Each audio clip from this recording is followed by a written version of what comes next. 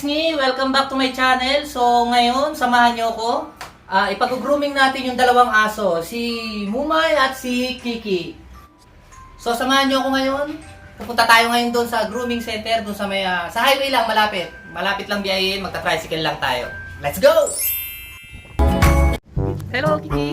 Ay! Ano to?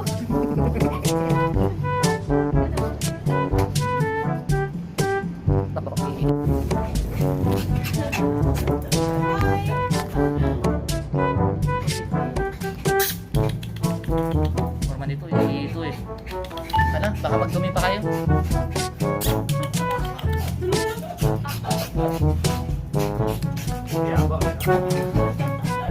Kaya na. Okay lang po, sir. Sorry, sir. Normal po yan. Let's go! Bumili ka na.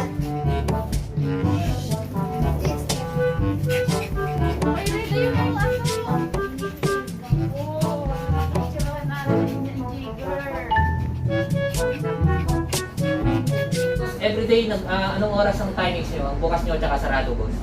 8 to 6. Ng 8 a.m. to 6 p.m. 6 lang gabi. So, Monday to Sunday, Yes. bukas po kayo, sir. Every day. Oh, so, dito po tayo along Aguinaldo Highway sa Dasmariñas.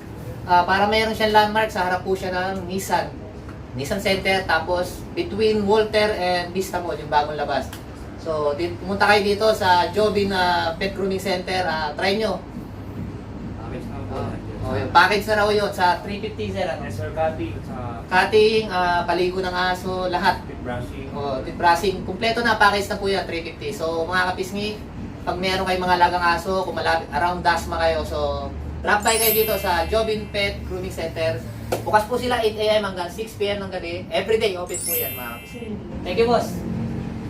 Mga kapisngi, dumating na tayo dito sa bahay. So nagupitan na si Mumay at pati na rin si Kiki.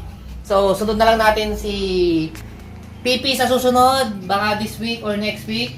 Si Bulldog hindi na kasi wala naman siyang balahibo. So, maraming salamat nga po pala sa Jobin Pet Grooming Center na siyang pinagdalan natin ng mga aso natin. Doon po natin dinala along Aguinaldo Highway lang po, Dasmariñas area. Sa harap po siya ng Nissan Center. So, madali lang hanapin kasi between lang po siya ng Walter at ng bagong tayong Vista Mall. Baka naman Vista Mall, Walter. Baka naman. So maraming salamat sa inyo, Jobin's Pet Grooming Center. At kung bago lang po kayo sa channel ko, huwag niyo po kalimutang i-like, mag-subscribe, at pindutin ang notification bell para updated po kayo sa mga bagong videos na i-upload ko. Laging pinaalala sa inyo ng inyong kapisngi na tayo ay laging stay safe, God bless, and peace!